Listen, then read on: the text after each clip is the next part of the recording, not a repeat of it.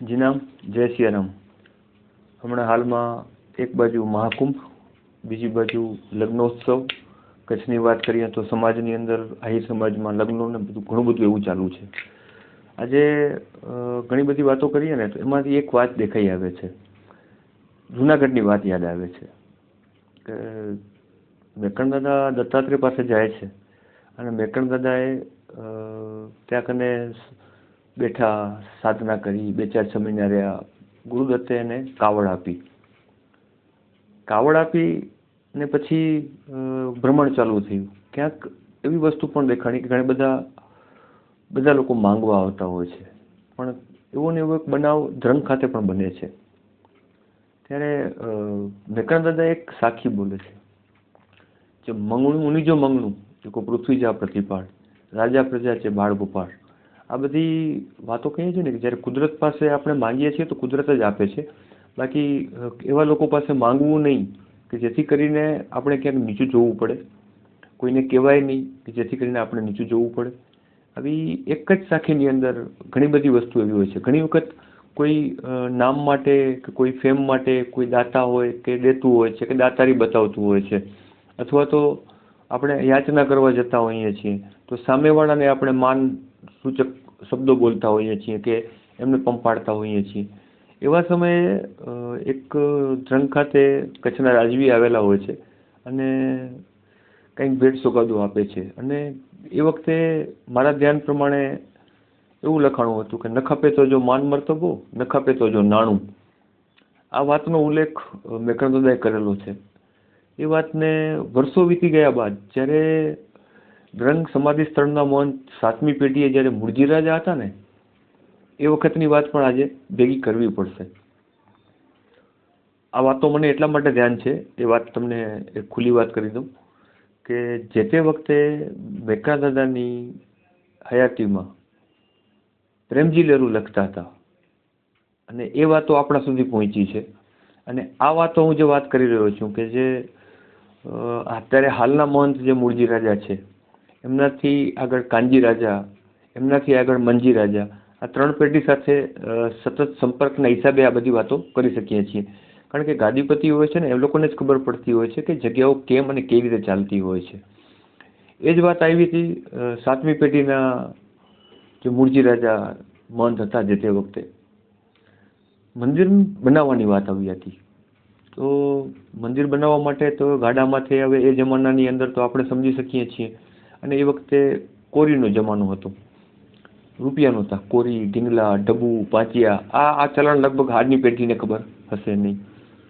અને એવું પણ માનવામાં આવ્યું હતું કે મૂળજી રાજાની એક કહીએ છીએ ને કે વાતને રાખીને સમાજ આગળ આવ્યો. એમના ભજન, સંકીર્તન અને ધ્યાન અને મેકણ દાદા પર અપાર શ્રદ્ધા, એ શ્રદ્ધાએ કાર્ય પૂર્ણ પણ થયું અને લગભગ 62,000 કોરીથી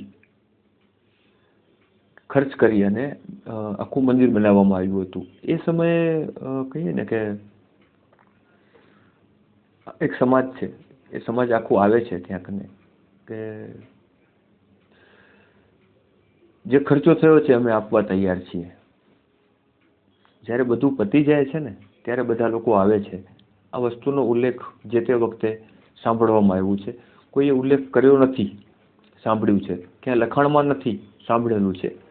અને એ પરંપરાગત સાંભળતા આવ્યા છીએ અને આગળ પણ લોકો સાંભળશે.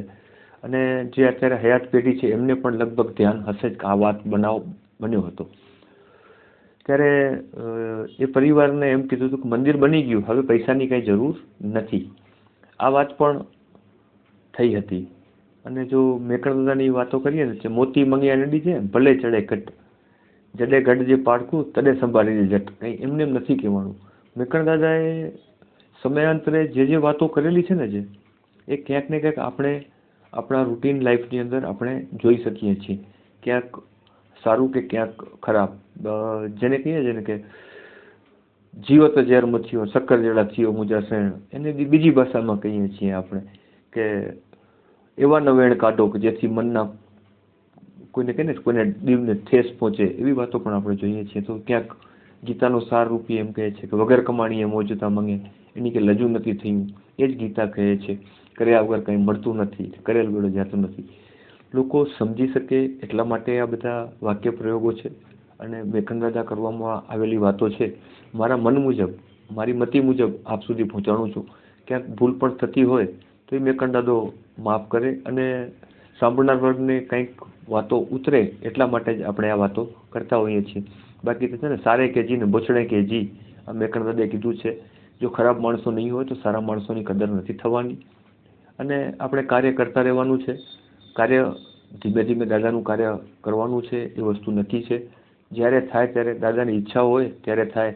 અત્યારે જે બારાઈ છે એ શું કરાવે છે, શું કરાવવા જઈ રહી છે, અત્યારે ધ્યાન નથી. પણ કંઈક અલગ કરાવવા જઈ રહી છે એવું લાગી રહ્યું છે. પણ જેવી દાદાની ઈચ્છા, ધીમે ધીમે નીકળીએ છીએ. કહે છે ને કે જીરે જસ ન ખટ્યા ને મોય ન હલદો માલ, એ પણ મેકંદાદાએ કીધું છે. એટલે જસ પણ નથી જવાનું, બધું અહીંયા જ આવશે. મર્યા પછી માલ પણ સાથે નથી લઈ જવાના, એ પણ ખબર છે.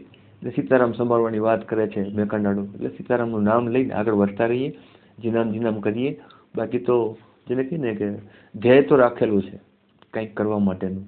ધ્યેય વગરનું જીવન નકામું હોય છે. એટલે ક્યાંક સાંભળ્યું છે ક્યાંક કે જીવવું છે તો જીતવું પડશે, કે હારવા માટે કોઈ જીવતું હોતું નથી. અને જીવવું છે તો જીતવું પડશે, એ સંદર્ભે જ આગળ વધીએ છીએ. મેકંદાદા પાસે પ્રાર્થના કે એમના જે દ્વારા જે આયોજનો ઉપાડવામાં આવ્યા છે, ઉપાડવામાં એટલા માટે કહીએ છીએ કે એણે જ બધું સૂચવ્યું છે, એણે જ બધું ક્યાંક ઉપાડાવાયું છે, કે એટલે આપણે કરી રહ્યા છીએ. બાકી મહારાજ એટલે કે વિજય મહારાજ આવું બધું કરી શકે ને, એવું પોસિબલ નથી. લોકો પણ કહે છે, પણ નિમિત્ત મેકંદાદો બનાવે છે, બારાઈ બનાવે છે. અને એક પલ એક ચોગડી જે સમાણા છે, 42 જણા જે છે, એમના આશીર્વાદ હશે તો કંઈક ને કંઈક કરવાના છીએ અને કરશું. જીનામ, જય સિયારામ. હા, એક છેલ્લી વાત, આ વાતો કરવા પાછળનો હેતુ તમને માહિતગાર કરવાનું છે. અને આ બધી વાતો તમારી પાસે જે થાય છે એ વડીલની વાત કરું છું, કે જે મેકંદાદા ભેગા સહસમાધિસ્થ છે, પ્રેમજી લેરું છે, એના પરિવારમાંથી છું. એટલે થોડી ઘણી ખબર છે. એટલે એ વખતે પ્રેમજી લરુ દાદા સાથે હતા. અત્યારે હું એમ કહું છું કે પ્રેમજી લરુ પરિવારની સાથે મેકંદાદો છે, એમ સમજીને આગળ વધી રહ્યો છું. જીના, જય સિયારામ. ચાર્જિંગ